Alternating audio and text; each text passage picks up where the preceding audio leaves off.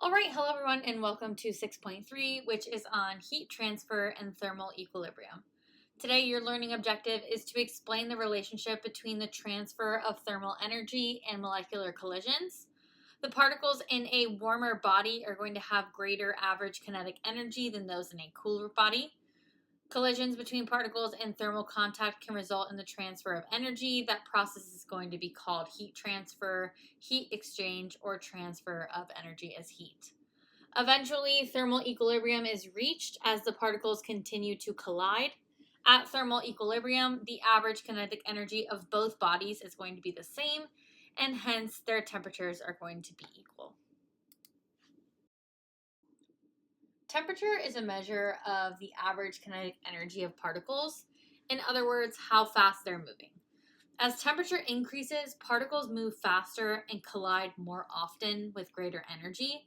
According to collision theory, reactions are going to occur because particles are colliding, and the rate of reaction is going to depend on how frequent those collisions happen and whether they collide in the correct orientation. The picture on the right shows this idea. In the top collision, molecules hit each other in poor orientation, so no reaction happens. But in the bottom collision, the molecules hit in a better orientation with enough energy, so bonds break and more CO2 forms. So temperature in thermodynamics is fundamentally tied to particle motion, and Kelvin is going to be the only scale that starts at absolute zero or no motion. When we're looking at temperature scales in the United States, I know we use Fahrenheit, and in AP chemistry, we use both Celsius and Kelvin. Fahrenheit and Celsius are going to be the human-centered temperature scales, which means their 0 points were chosen based off everyday reference points and not physics. That's why on the scales to the left there, you see at 0 degrees Fahrenheit, it's just really cold. In 0 degrees Celsius, it's fairly cold. But in both of those cases, the particles are moving way slower than a typical, let's say, room temperature speed. However, they are still moving. They still have kinetic energy. However, when we get down to Kelvin, Kelvin has an absolute temperature scale, meaning at 0K or 0 degrees Kelvin, it's absolute zero. And at absolute zero, particles would have the lowest possible kinetic energy. So in theory, molecular motion essentially stops. And I thought the joke on the right was really funny. So if you want to read that and giggle with me, that'd be great. So let's talk about the difference between heat and temperature. So heat is not something an object has, it's actually energy in motion. So heat is the transfer of thermal energy from a warmer object to a cooler object, and that's just because of the temperature difference. So in the picture with the stove, the flame is going to be adding heat to the water, which is thermal energy flowing from the hotter substance to the colder substance. And then because of that, the water molecules are going to speed up, which is what makes the temperature increase. So heat and temperature are often used interchangeably in everyday language, but it's important to know the difference between the two when we're talking about chemistry. When two objects at different temperatures are in contact, energy is going to move in one direction only, and that is from the hotter substance to the colder substance. This transfer happens through molecular collisions at the boundary or wherever they meet. In the picture on the right here, we can see in the left diagram that one side is 100 degrees Celsius and the other is 0. And because of this temperature difference, the thermal energy is going to flow across that boundary from the 100 degree side into the 0 degree side. And at the particle level, that just means that the faster moving particles on the hot side collide with the slower moving particles on the cold side, and energy is passed during those collisions. So the hot side particles slow down, and the cold side particles are going to speed up. Now, thermal equilibrium is reached when both objects have the same temperature or the same average kinetic energy, and no net heat transfer is occurring anymore. So in the right side, we can see that both sides end up at 50 degrees Celsius, And because their particles now have the same average kinetic energy, there's no driving force or for the heat to flow in either direction.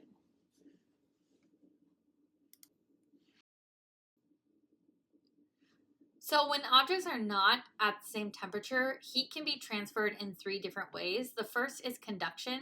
So conduction happens when 2 objects touch each other, and at the particle level, the faster moving particles in the warmer object are going to collide with the slower moving particles in the cooler object, and then energy is going to be passed through those collisions. So over time, the warmer object is going to cool and the cooler object is going to warm. The second one is convection. So convection happens inside fluids, which can be liquids or gases, when warmer portions move and carry heat with them. So for example, if we're looking at the image in a pot of water, the water near the flame is going to get hotter, which becomes less dense and rises. And then the cooler water is going to sink to replace it. So that creates that circulating current that spreads heat throughout the liquid in the pot. And then we have radiation. So radiation is different from conduction and convection because it does not require particles or contact. Heat is going to travel as energy waves, kind of like infrared light. So if we look at the image provided, you can see that the heat from the fire is going to reach the pot through the air as radiant energy. And that is going to then heat up the pot, which would then rise the average kinetic energy and therefore the temperature. So looking at this image, someone holding an ice cube, does the heat flow from the ice cube to the hand or from the hand to the ice cube? Remember, even though the ice cube feels cold, heat always flows from the warmer object to the cooler object. So because your hand is warmer than the ice, the thermal energy is going to transfer from your hand into the ice cube.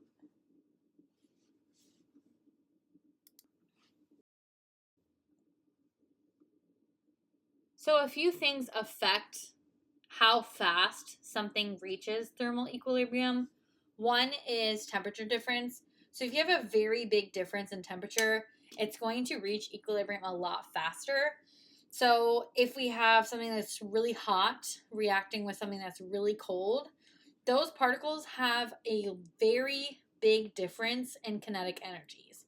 So when the particles collide, there's going to be a large amount of energy transferred each time, and that's going to create a strong driving force for the heat to flow. The second one is surface area.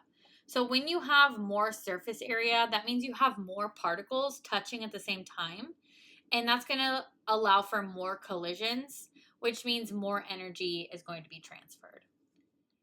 And then for our material, so some materials are good conductors like metals, and others are not good conductors or insulators like wood, plastic, or air.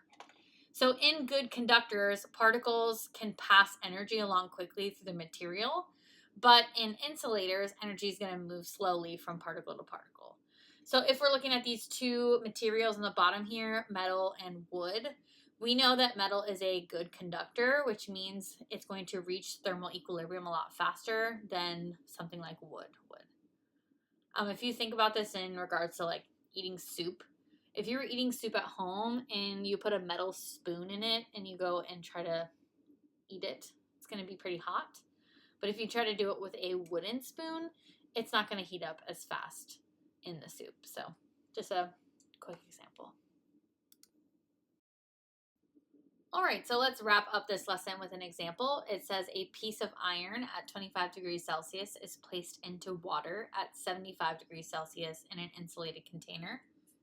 A student predicts that when thermal equilibrium is reached, the iron atoms, because they are bigger, will have a higher average kinetic energy than the water molecules.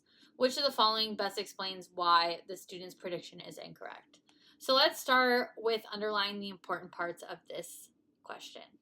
The first thing is that the student is talking about thermal equilibrium. Now we know from this lesson that thermal equilibrium is when the average kinetic energy of both substances are the same. And if the average kinetic energy of both substances are the same, that means the temperature would also be the same. So in this specific example, at thermal equilibrium, the iron atoms and the water molecules are going to have the same temperature and therefore have the same average kinetic energy.